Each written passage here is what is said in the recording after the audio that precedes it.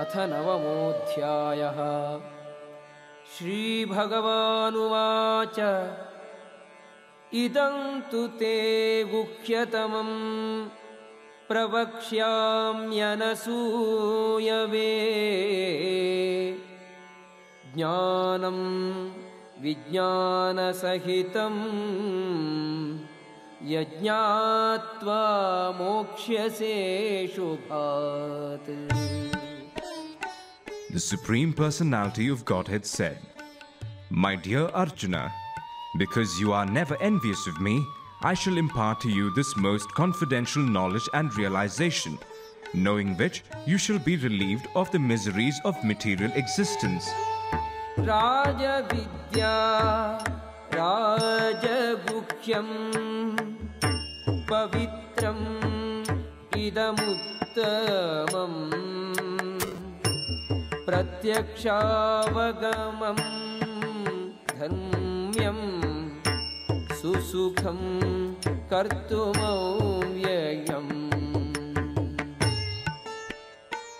This knowledge is the king of education, the most secret of all secrets. It is the purest knowledge, and because it gives direct perception of the self by realization, it is the perfection of religion. It is everlasting, and it is joyfully performed. Ashraddhanaah purushaah dharmasyasya param tapa aprapya mam nivartante mrityu samsara vartmani. Those who are not faithful in this devotional service cannot attain me, O conqueror of enemies. Therefore they return to the path of birth and death in this material world. Maya tatam idam sarvam jagadam vyaktamurtina masthani sarvabhutani na jaham teshvavasthitaha. By me, in my unmanifested form, this entire universe is pervaded. All beings are in me, but I am not in them. Na cha masthani bhutani pashyame yogamaishwaram bhutabhinna cha bhutastho mahatma bhutabhavanaha. And yet everything that is created does not rest in me. Behold my mystic opulence.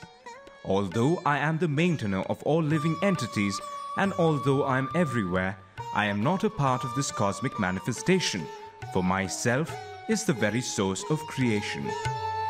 Yathakashasthito nityam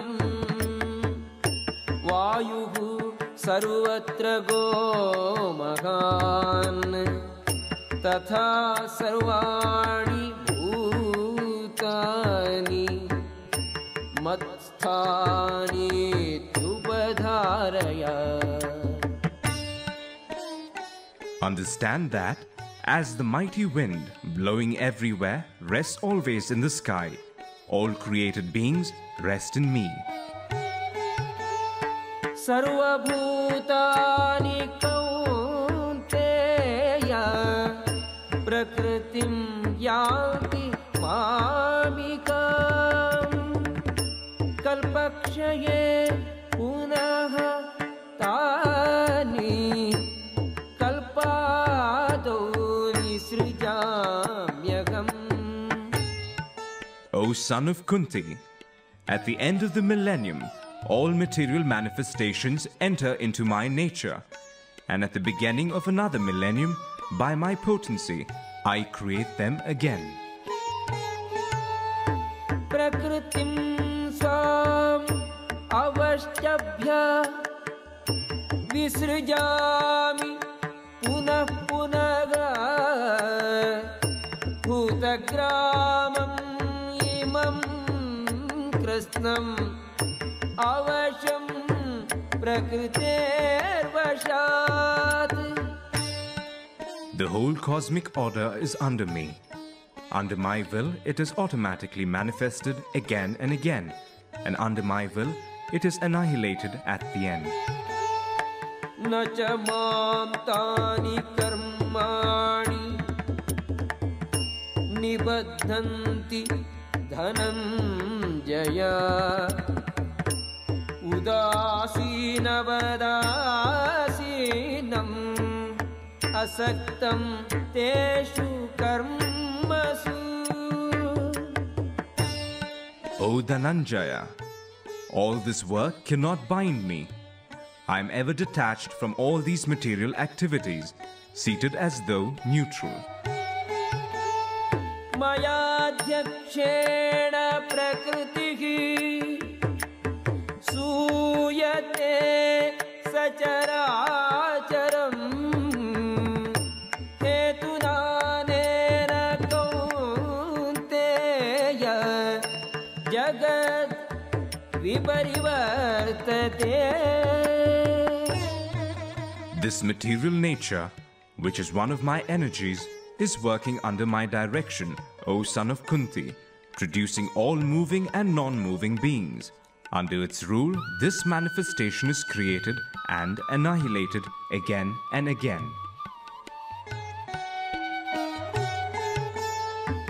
अवजानन्ति मां मूढाः मानुषीं तनुमाश्रितम्. परं भावमजानन्तो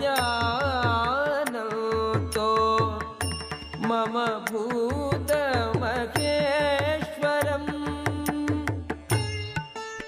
Fools deride me when I descend in the human form. They do not know my transcendental nature as the Supreme Lord of all that be.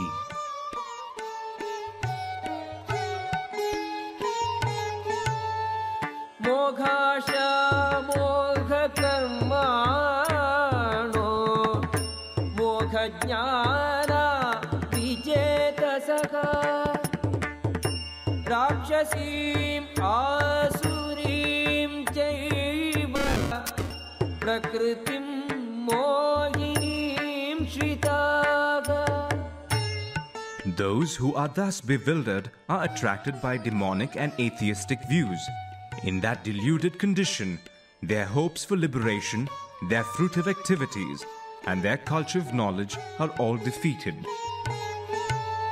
Mahatmanastu mam partha daivim prakritim ashritaः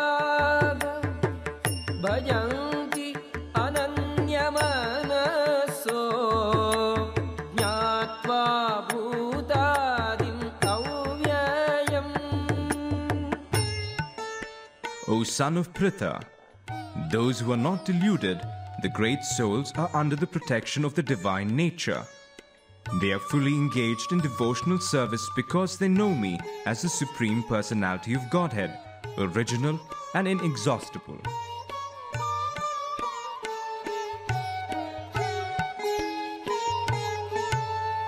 Satatam kirtayanto mam yatantascha dridho vrataha namasyantascha mam bhaktya nityayuktaha upasate. Always chanting my glories, endeavoring with great determination, bowing down before me, these great souls perpetually worship me with devotion. Jnana yajnena chapyanye yajanto mam upasate ekatvena pruthatvena bahudha vishvato mukham. Others, who engage in sacrifice by the cultivation of knowledge, worship the Supreme Lord as the one without a second, as diverse in many and in the universal form.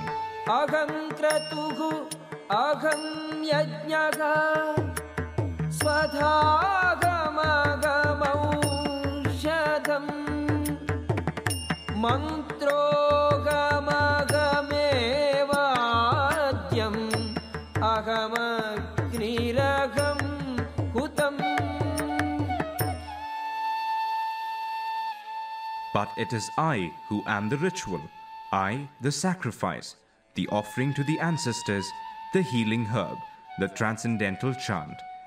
I am the butter and the fire and the offering. Pitagamasya jagato mata dhata pitamagaga vedyam pavitram omkara ritsamaya jurevacha. I am the father of this universe, the mother, the support and the grandsire. I am the object of knowledge, the purifier and the syllable Om. I am also the Rig, the Sama and the Yajur Vedas. Gatir bharta prabhu sakshi nivasagha sharanam suhrit prabhavagha pralayagha sthanam nidhanam bijamavyayam.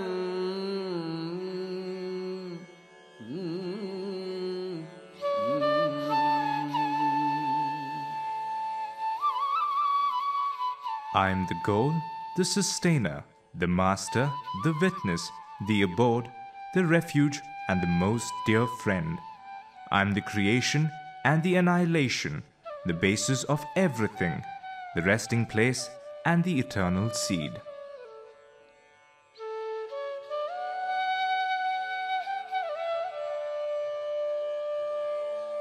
Tapamyahamaham varsham nigruhnami utsrujami cha amritam chaiva mrityuscha sadasachaham Arjuna. O Arjuna, I give heat and I withhold and send forth the rain. I am immortality and I am also death personified. Both spirit and matter are in me. Traividya mam somapagha utapapa yajne ishva swargatim prarthayante te punyam asadya surendra lokam ashyanti divyam divi deva bhogan. Those who study the Vedas and drink the Soma juice, seeking the heavenly planets, worship me indirectly. Purified of sinful reactions, they take birth on the pious heavenly planet of Indra, where they enjoy godly delights. Tetam bhuktva swargalokam vishalam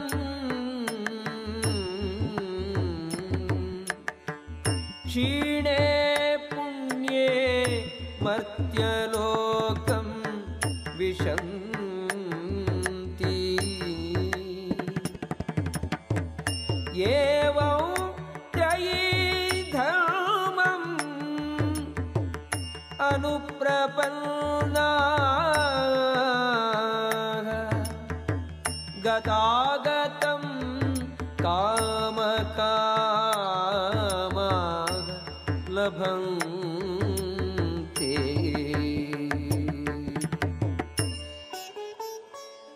When they have thus enjoyed vast heavenly sense pleasure, and the results of their pious activities are exhausted, they return to this mortal planet again. Thus, those who seek sense enjoyment by adhering to the principles of the three Vedas achieve only repeated birth and death. अनन्याः चिन्तयन्तो माम् ये जनाः पर्युपासते तेषां नित्याभियुक्तानां योगक्षेमं वहाम्यहम्. But those who always worship me with exclusive devotion, meditating on my transcendental form, to them I carry what they lack and I preserve what they have. येऽप्यन्यदेवता भक्ताः यजन्ते श्रद्धयान्विताः तेऽपि मामेव कौन्तेय यजन्ति अविधिपूर्वकम्.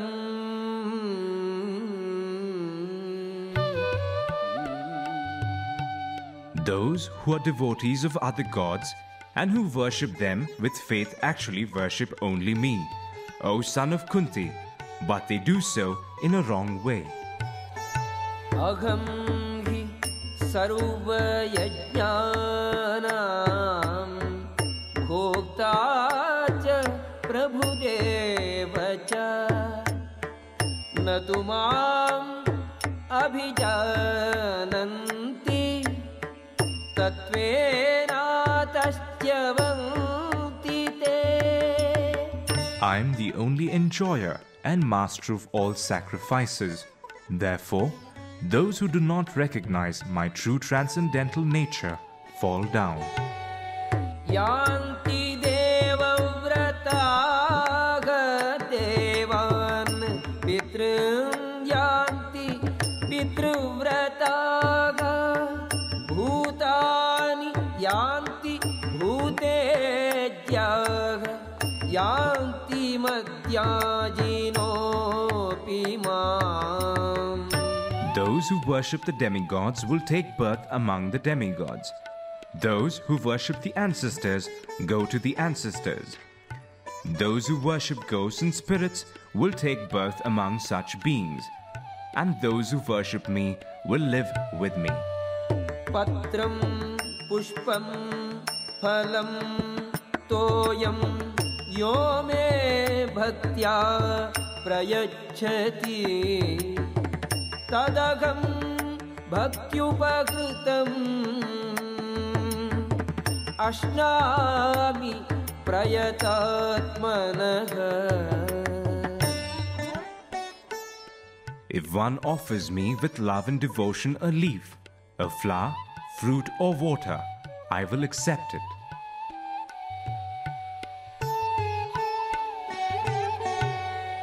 यत्करोषि यदश्नासि यज्जुहोषि ददासि यत् यत्तपस्यसि Kaunteya तत्कुरुष्व मदर्पणम्. Whatever you do, whatever you eat, whatever you offer or give away, and whatever austerities you perform, do that, O son of Kunti, as an offering to me. शुभाशुभफलैरेवम् मोक्ष्यसे कर्मबन्धनैः सन्न्यासयोगयुक्तात्मा विमुक्तो मामुपैष्यसि. In this way, you will be freed from bondage to work and its auspicious and inauspicious results. With your mind fixed on me in this principle of renunciation, you will be liberated and come to me. Samoham sarvabhuteshu na me dveshyosti na priyaga ye bhajanti tumam bhaktya mayite teshu chapyagam. I envy no one, nor am I partial to anyone. I am equal to all. But whoever renders service unto me in devotion is a friend, is in me, and I am also a friend to him.